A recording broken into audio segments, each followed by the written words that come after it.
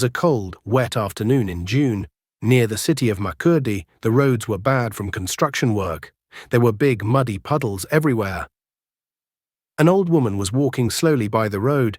She wore an old dress and used a stick to help her walk. She walked very carefully to stay out of the mud. Chidinma Adeleka drove by in her new, expensive BMW.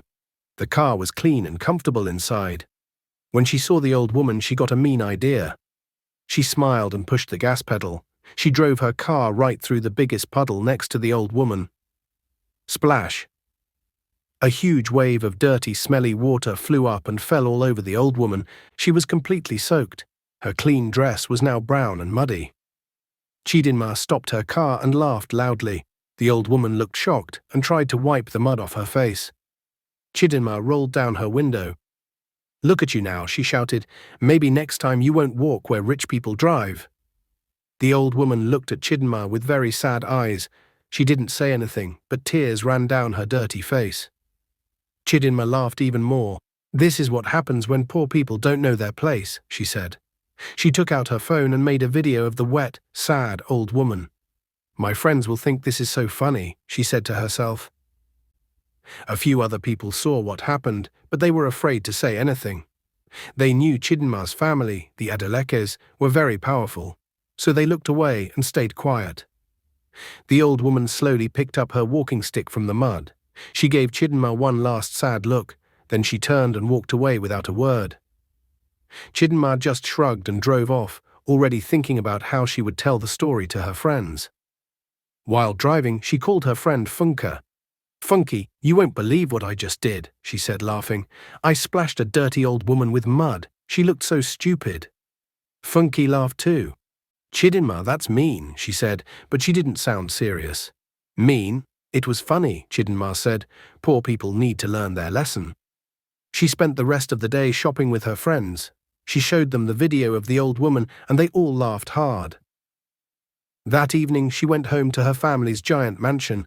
It was like a palace, with 20 rooms, a swimming pool, and many servants. She found her father, Chief Bayo Adeleka, in his big office.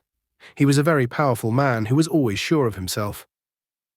At dinner, she told him about her day, but didn't mention the old woman. "I'm flying to Dubai for business tomorrow," her father said. "It's a very big deal that will make us even richer. Be good while I'm gone." Chidinma laughed. "Papa, we have so much money. I could never spend it all." Her father smiled, proud of their wealth.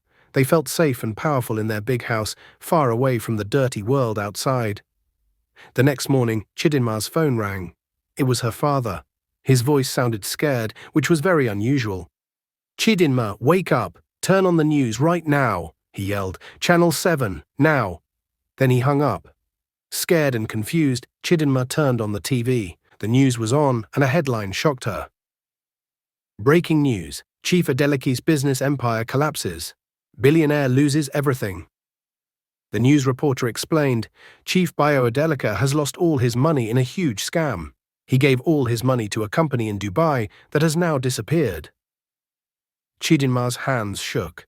This couldn't be real. Her father was too smart for this. Her phone rang again. It was her father. "Papa, tell me it's not true," she cried. "It's all gone, Chidinma," he whispered. "Everything. The houses, the cars, the banks. I'm stuck in Dubai. I can't even pay for my hotel." "But what about our house?" "My car?" she asked, hoping for good news. "The bank is coming to take everything," he said. "I used all our property to get more money for the investment. I made us poor. You need to pack one bag and leave the house, now." Chidinma dropped the phone. She ran to the window and saw police cars and men in suits outside their gate. The wolves were here. Soon the men in suits came into the house. They were from the bank. One of them told Chidinma she had 30 minutes to pack one bag. "This is my house," she yelled. "Not anymore," the man said with a cold look. "This house now belongs to the bank." Chidinma ran to her closet, which was full of designer clothes. The man followed. "Just normal clothes," he said. She tried to take her expensive jewelry. The man stopped her. "That is an asset," he said. "It stays here." Tears of anger ran down her face. Everything she owned was being taken away. After 30 minutes, she was walked out of her own home with just one small bag. The security guard who always saluted her wouldn't even look at her. Outside the walls of her home, the city felt hot and loud. She was all alone. She tried to call her friends. No one answered. Finally, she reached her best friend, Funke. Funke, they took everything, Chidinma sobbed. I have nowhere to go. There was a long pause. Chidinma, I'm sorry, Funke said in a cold voice. My parents said I can't be seen with you. It's bad for our family name. I can't help you. She hung up. The click of the phone was the sound of her entire world shutting her out. As the sun went down, Chidinma felt truly scared. She had to spend the night on the streets. She walked for hours. The city she once owned now felt like a scary, foreign place. Her friends all made excuses or just didn't answer her calls. They didn't want to know her now that she was poor. It got dark and cold. She was very hungry. She had no money at all. She found a dark alley behind a shopping mall where she used to shop. She hid between two big, smelly trash cans and tried to stay warm. Every little sound in the dark made her jump. She had never felt so scared and alone. She couldn't sleep. She just thought about the terrible news, the cold bankers and her friends who left her. Later that night, it started to rain. The cold, wet rain soaked her clothes and made her shiver. This was what it felt like to have nothing. The next day was just as bad. She asked people who used to work for her family for help, but they were afraid to be seen with her. They turned her away. She was hungry, dirty, and defeated. People on the street looked at her with disgust and then looked away. She felt like she was invisible. On her third day on the street, Chidinma was sitting by a market, feeling hopeless. Her clothes were filthy and she was starving. Chidinma, is that really you? A soft voice asked. She looked up. It was Neka, a maid she had fired a few months ago for a silly reason. Seeing Neka made Chidinma feel even more ashamed. She broke down and cried. Neka didn't laugh or walk away. She knelt down and looked at Chidinma with pity. What happened to you? She asked kindly. Neka, we lost everything, Chidinma sobbed. I'm so hungry. Neka saw how broken the once proud girl was. This is not normal, Neka said. Rich people don't lose everything so fast. Something is wrong. Neka went and bought Chidinma a plate of rice and a bottle of water. Chidinma ate it so fast, like an animal. It was the best food she had ever tasted. As she ate, Neka watched her. Think hard, Neka said. Did you do anything unusual right before you lost everything? Did you hurt someone? Chidinma couldn't think of anything. No, it was a business scam. Think harder, Neka insisted. Even a small action can have big results. Then Chidinma remembered the cold afternoon, the muddy road, the old woman. She remembered splashing the woman on purpose and laughing. She told Neka the whole story. As she spoke, Neka's eyes got wide with fear. Chidinma, Neka whispered. That was a very dangerous thing to do. You don't know who that old woman was. What do you mean? Chidinma asked. You think she did this to us? Neka shook her head. I think we need to see Baba Akbar. He is a wise man. He can tell us if this is a spiritual problem. Neka took Chidinma to a poor part of town she had never seen before. They went to the small house of an old wise man named Baba Akbar. Baba Akbar looked at Chidinma for a long time without speaking. His eyes seemed to see right into her soul. I see darkness around you, he finally said in a quiet voice. A heavy shadow is over your family. Chidinma felt a chill. You have been cursed, Baba Akbar said. The words hit her like a rock. A curse, she whispered. Yes, he said, nodding. You hurt someone who is protected by the spirits. The spirits are angry. They took your family's money to punish you for being wicked. But I only splashed an old woman with water, Chidinma cried. I didn't kill her.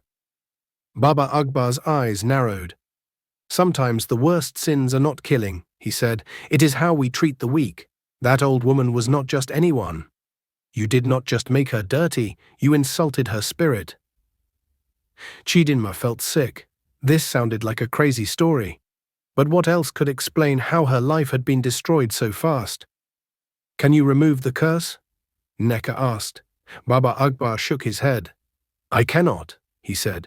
Only the person you hurt can forgive you and remove the curse. You must find this old woman, you must go to her and be truly sorry. If she forgives you from her heart, the curse will be lifted.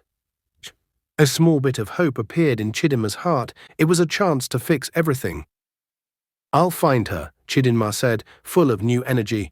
I'll find her and I will apologize. Chidinma started her search at the same muddy road where she had splashed the woman. It looked different now, sunny and dry. She felt like a stranger there. She spent days asking people if they knew the old woman.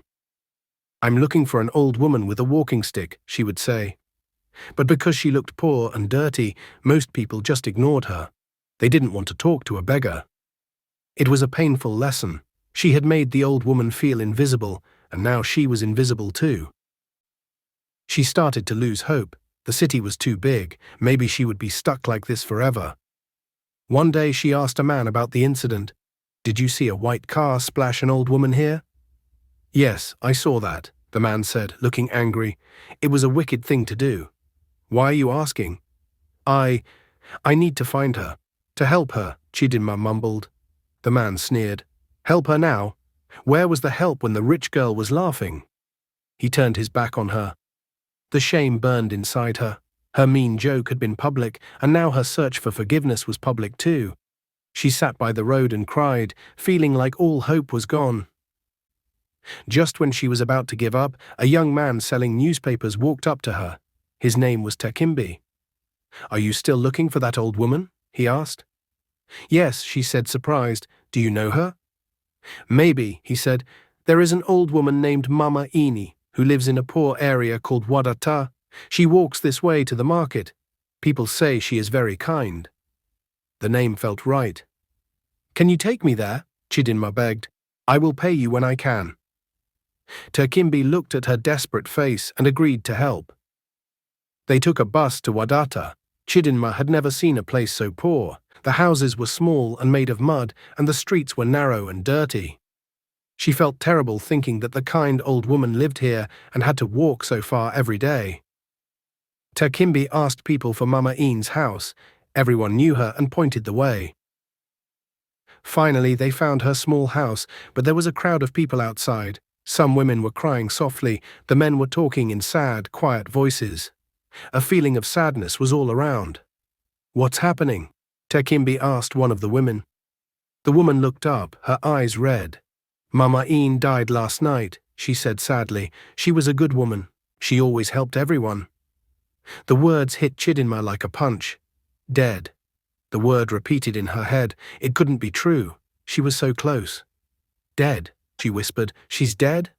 Yes, the woman said. She died peacefully in her sleep. We are getting ready for her funeral. The tiny bit of hope Chidinma had been holding on to was gone. The only person who could save her was dead. The door was closed forever. A loud, sad cry came from deep inside her. No, she can't be dead, she screamed. I need to talk to her. I need her to forgive me. She fell to her knees in the dirt and cried harder than she ever had before. The people who were mourning looked at her confused. They didn't know who this strange crying girl was. Did you know Mama Ene? A man asked. Before she could answer, Takimbi gently pulled her up. She's not feeling well, he told the crowd and led her away. He took her to a quiet place to sit. As she slowly calmed down, she told him the whole story. The splash, the curse, and her search. Takimbi listened quietly and did not judge her. When she was finished, he was silent for a long time. You were very cruel, he said at last. His simple words felt heavy with truth. But now, he added sadly, it's too late to fix it. They went back to see Baba Akbar. When the wise man saw Chidinma's sad face, he knew what had happened. The old woman is gone, he said. Chidinma could only nod. Baba Akbar shook his head sadly. Then it is finished, he said. The curse cannot be undone now. Only she could have lifted it. Isn't there anything I can do? Chidinma pleaded. A sacrifice? Anything? Nothing, Baba Akbar said kindly but firmly. The dead cannot forgive. Her spirit is gone, and it remembers what you did. Your family will stay poor. You will now know how it feels to have nothing. This is the price you must pay for being cruel. Chidinma fell to her knees. Please, she whispered, there must be another way. There are no second chances when a life has ended, the wise man said. You were too late. You must accept your new life and live with what you have done. His words were final. There would be no magic to save her. There was only a long, hard life of regret waiting for her. The darkness was here to stay. Months went by. Chidinma learned how to survive on the street. One evening she saw a thin, tired man standing in the doorway of the broken building where she slept. He wore a dirty, torn suit. It was her father. He had returned from Dubai with nothing. He had found her by asking other homeless people if they had seen her. They just stared at each other. They were two ghosts from a rich past, now together in their poor new life. They started to live together on the streets. They begged for food where her father once made big business deals. They saw their old friends drive by in fancy cars, pretending not to see them. The great chief Adeleka now had to ask strangers for money. The proud Chidinma was now happy to find old bread in the trash. The shame was a heavy weight they carried every day. Every day was a painful reminder of the life they had lost. One day they were begging outside a hotel. A rich man who used to be her father's partner walked out. He saw them, but he quickly looked away and got into his car. Another day, Chidinma saw girls who looked just like her old friends coming out of a store. One of them looked at Chidinma with disgust. Ugh, get a job, the girl said. Chidinma remembered her own cruel laughter and felt sick. Security guards who once opened doors for her now chased her away. Get out of here, beggar, they would yell. She learned what it felt like to be truly hungry and cold, but worst of all, she learned what it felt like to be laughed at. Every mean look from a stranger was like seeing a reflection of her own ugly behavior. One night during a heavy rain, they sat in their cold shelter. They were sharing a small piece of bread. Chidinma looked at her father. He looked so old and defeated. She felt a huge wave of guilt. Papa, I'm sorry, she whispered. This is all my fault. What do you mean? He asked. It was my greed. No, she said, it was me. She told him the whole story, the splash, the laughter, the curse, and how she was too late to say sorry to Mama Ine. Her father listened to the whole story without a word. When she was finished, he had tears in his eyes. I always taught you that money made us better than other people, he said sadly. I was wrong. Money doesn't make you a good person. How we treat others is what makes us human. I failed you, Chidinma. I gave you everything but a good heart. But it's too late to learn that lesson now, she cried. Maybe, her father whispered, we needed to lose everything to find our humanity. Together in the dark, they finally understood the terrible mistake they had made. Years passed. People forgot about the rich Adeleka family. Chidinma and her father were now just two of the many poor people on the streets of Makurdi. Some people were kind to them, others ignored them or laughed at them. For Chidinma, every day was a reminder of what she had done, but the thing that hurt the most was the memory of Mama Ine's face. Every night she would see the old woman's sad eyes. She saw the quiet strength the woman had, even when she was being humiliated. Mama Ine was poor, but she had a special kind of richness inside her that Chidinma never had. Chidinma finally understood that real value is not about money, it's about being a good person. But learning this lesson didn't change anything. The curse, or the consequences of her actions, remained. Knowing she was wrong didn't bring back their home or their old life. One evening, Chidinma sat with her very old father on the side of the road. A young, happy couple walked by. So sad, the woman said to her partner, they say they used to be billionaires. Chidinma didn't even react anymore. She closed her eyes and saw Mama Ine's face one more time. She remembered the woman's sad look. It wasn't an angry look, it was just a look that saw exactly how cruel Chidinma had been. She had learned the hardest lesson of all. You can't always fix your mistakes. And being cruel, especially to someone who is weak, can cost you everything. Her life became a lesson for everyone. Always be kind. Treat everyone with respect. The world can change in a second, and the person you look down on today might be more important than you could ever imagine. She learned that meanness is like a debt, and one day you always have to pay it back. Chidinma and her father, who now relied on her to find their daily bread, were shivering near a busy market street one wet evening. They were sharing a sheltered spot when Chidinma saw a small tragedy unfold. A young boy, no older than 7, was crying silently. He had been carrying a small bowl of cooked rice for his family, and in a clumsy moment he had tripped, spilling the entire meager meal into the dirt. The sight of the boy's despair was a mirror to Chidinma's own old life. She remembered how angry she used to get over a trivial thing, like a smudge on her car or a slow waiter. Now she understood that a bowl of rice was the difference between hunger and sleep. She reached into the tattered pouch tied around her waist. It held the 2 pieces of stale bread she and her father were meant to share the next morning. Without a second thought, she walked over to the boy. "It's okay," she said, kneeling, her voice soft. "Here." She handed him 1 piece of the bread. The boy looked at her dirty hands, then at the bread, his eyes wide with surprise and doubt. He finally took it and ran off, not even looking back. Chidinma sat down again. She had just given away half of their next day's food, but she felt a small, unfamiliar warmth in her chest. It was a feeling far better than the empty satisfaction of buying something new. In giving away the last thing she had, she gained a different kind of richness, the priceless ability to feel true empathy. She finally understood the kindness Mama Een possessed, a goodness that existed regardless of money. Chidinma's tiny act of charity did not bring back her home or her comfort. The consequence of the curse was still the hard framework of her life, but now her heart had changed inside the cage. She continued her quiet work of penance. She would spend her days helping others who were even weaker than she was. A sick elderly man, a lost child, or another beggar too frail to stand. She never sought thanks or reward. She simply needed to prove to herself that she was a different person now. One afternoon, standing outside the gates of her old mansion, which was now painted a new, cold shade of grey by the bank that owned it, she felt a heavy clarity. The curse wasn't just a punishment that took her money. It was the eternal burden of regret that forced her to live a life of selfless humility. The debt she owed to Mama Een was not something that could be paid off with money or magic. It had to be paid with a lifetime of service and suffering. She closed her eyes and saw the muddy water splash in slow motion, the old woman's face shocked, and her own cruel, laughing reflection in the car window.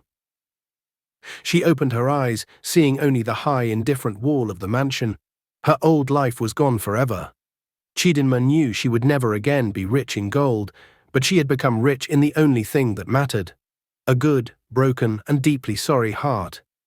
She took her father's arm and helped him walk away from the gate, away from the past, towards the endless, humble road that was now their home. This was her price. This was her penance. And she knew, without any hope of reprieve, that the price would be paid, one cold, hungry, regretful day at a time, until the very end. The lesson was learned, but the debt would never fully be erased.